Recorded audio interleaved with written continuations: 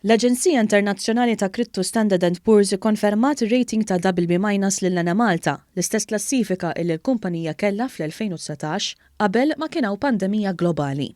Fi-stqarrija Malta qalet li l-esperti ta' din l-Aġenzija irrikonoxxew ukoll l-isfidi li kellha l-kumpanija lis-sena li għaddiet huma janalizzaw ir-riżultati finanzjarji tas-sena l-oħra.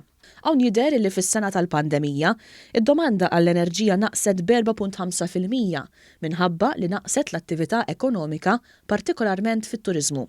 Standard & Poor's innotat ukoll li fl-ewwel 3 xhur tal-2020 Malta kellha tuża l-impjanti oħra għal ġenerazzjoni tal-elettriku li jaħdmu bid-diesel biex tassigura l-provvista tal-elettriku għall pajjiż kollu.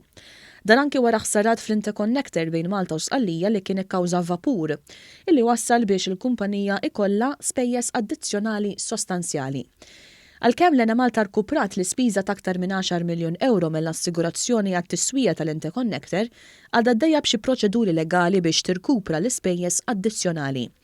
L-Aġenzija, magħrufa wkoll li ma tħares lejn wiċċ ħadd, innotat l-għajnuna tal-Gvern lin-negozju u l-familji tul il-pandemija, illi servew ukoll biex Malta tassigura livell adekwat ta' likwidità bil-ħlasijiet tal-kontijiet mill-klijenti.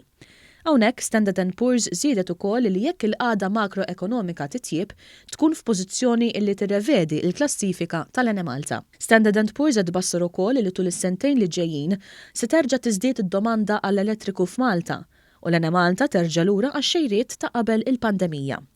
Fil-fatt huwa stmat li sal-2023 id-domanda annwali għall-enerġija tiżdied bi 3.5% u 4%.